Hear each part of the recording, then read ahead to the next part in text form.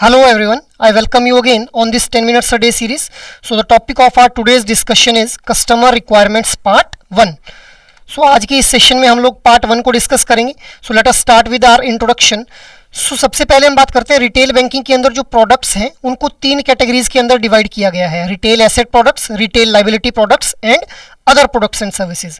अब retail asset products के अंदर मेजरली कंसिडर किया जाता है लोन्स और एडवांसेस को. तो loans can be of separate type, that is personal loan, auto loan, home loan and education loan. अब इन लोन्स और एडवांसेस को क्यों एसेट माना जाता है? बिकॉज इनसे बैंक को एक रेगुलर इनकम जनरेट होती है इन the form of interest itself. Moving ahead, next is retail liability products. Retail liability products में हम लोग कंसिडर करेंगे कासा प्रोडक्ट्स और एफडीआरडी को, that is current and savings account, F fixed deposit and recurring deposits. अब why these are liability products? क्योंकि bank need to pay certain kind of interest to the customer on this product as well.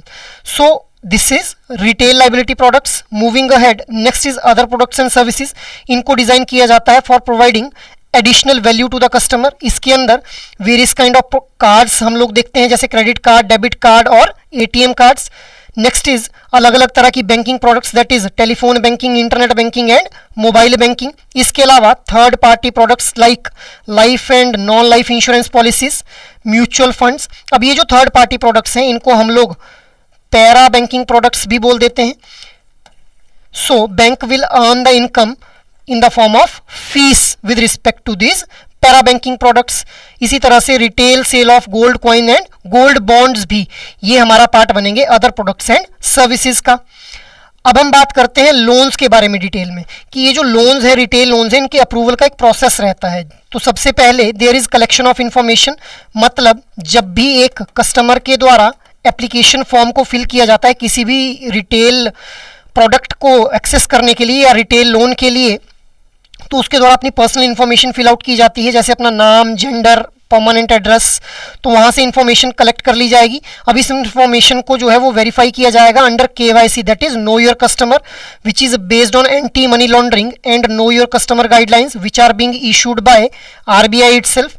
इसके बाद a scoring model is there which is based on standardised template. Standardised template का मतलब क्या है कि लगभग सभी कस्टमर्स के लिए एक तरह के प्रोडक्ट को जब ऑफर किया जाएगा तो एक स्कोरिंग मॉडल के अंदर सभी कस्टमर्स को एक तरह से ही उनके स्कोर्स अलॉट किए जाएंगे. Next is minimum eligibility criteria.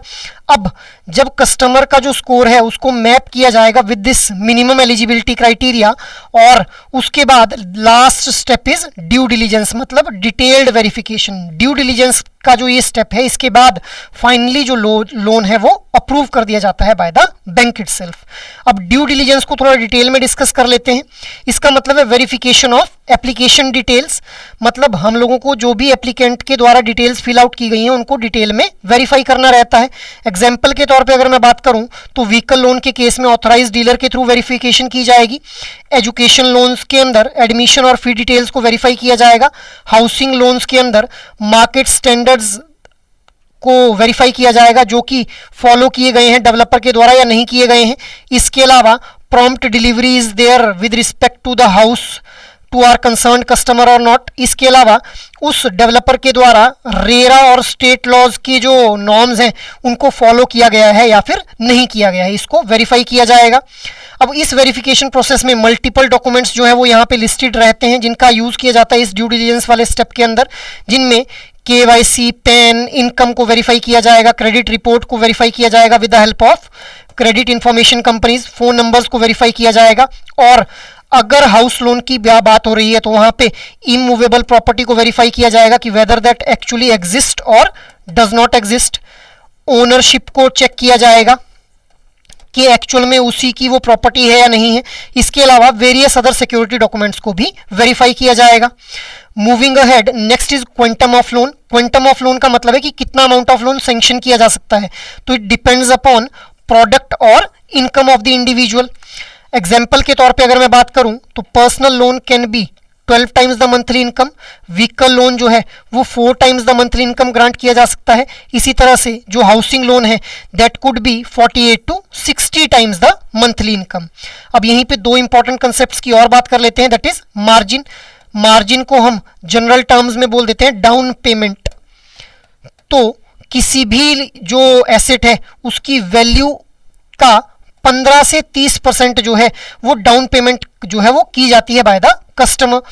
अब रेट ऑफ इंटरेस्ट की बात करते हैं। It is generally on the reducing base in percentage per annum. मतलब क्या है इसका कि एक प्रिंसिपल अमाउंट का जब रीपेमेंट किया जाता है तो जो प्रिंसिपल अमाउंट है that will always be reduced. तो जो रेट ऑफ इंटरेस्ट अब चार्ज किया जाएगा वो चार्ज किया जाएगा on this reduced principal amount. तो ये हम लोगों ने देखा क्वांटम ऑफ लोन के बारे में। Moving ahead, next is repayment period. तो जो रीपेमेंट पीरियड रहेगा that will be based on the purpose of the loan. मतलब हाउसिंग लोन लिया गया है, एजुकेशन लोन लिया गया है या फिर व्हीकल लोन लिया गया है। एग्जाम्पल के तौर पे अगर हम बात करें तो personal loan need to be repaid in 3 to 5 years, vehicle loan 5 to 7 years और housing loan in the 5 to 30 years period. अब यहीं पे एक और कंसेप्ट की बात कर लेते हैं, fixed obligation to income ratio. Fixed obligation to income ratio का मतलब क्या है कि एक इंडिविजुअल की इनकम कितनी है और उसने कितनी ईएमआईज वगैरह जो है वो बैंक को पे करनी है या फिर किसी भी तरह की ऑब्लिगेशन जो है वो बैंक को पे करनी है। अब इसको क्यों, इसकी क्या जरूरत पड़ती है हम लोगों को fixed obligation to income ratio को कैलकुलेट करने की, सो दैट हम लोग ये एसेस कर पाएं कि कहीं हमारे कस्टमर के द्वारा किसी भी तरह की कोई एक्सेसिव बोरोइंग तो नहीं की जा रही है। क्योंकि अगर एक्सेसिव बोरोइंग है तो कस्टमर के लिए भी ये खतरनाक चीज है, क्योंकि बाद में वो डेट ट्रैप के अंदर फंस सकता है और बैंक को उस पैसे को रिकवर करना मुश्किल हो जाएगा। इसीलिए हम लोग क्या चेक करते हैं, fixed obligation to income ratio. इसी तरह से next is charge and formalities. अब बैंक्स के द्वारा अलग अलग तरह के चार्जेस लगाए जाते हैं in the form of processing fee, documentation, mortgage, stamp duty और इंस्पेक्शन एटसेट्रा। अब इन्हीं ये जो भी चार्जेस हैं they should be levied in a transparent manner along with the documentation, inspection and compliance of terms and conditions etc. So इसके बाद हम बात करते हैं कस्टमर सेगमेंटेशन के बारे में। अब कस्टमर्स को सेगमेंट में डिवाइड करना क्यों जरूरी है, सो दैट हम उनको right kind of product offer कर पाए as per their need and demand. अब यहाँ पे कस्टमर्स को हम लोगों ने इनकम लेवल के बेस पे डिवाइड किया हुआ है। तो जिन भी कस्टमर्स की इनकम 2 to 10 लाख पर एनम रहती है, those will be the part of mass market customer segment.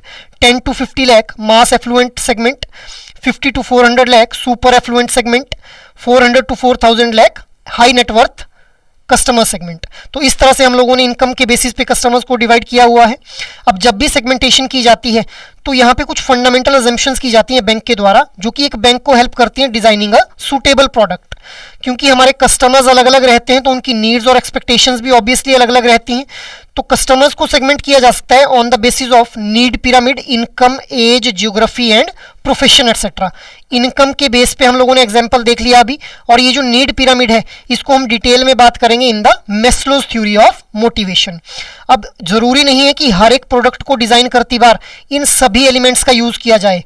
तो जो भी प्रोडक्ट डिजाइन किया जाएगा depending upon the need of the product, इस तरह के इन एलिमेंट्स को जो है वो यूज किया जाएगा for the segmentation of customers. So this is all about today's discussion. Now try to answer out this question in your comment box. The customer segment whose income level is between 10 lakh to 50 lakh is referred to as mass affluent, super affluent, high net worth and mass market।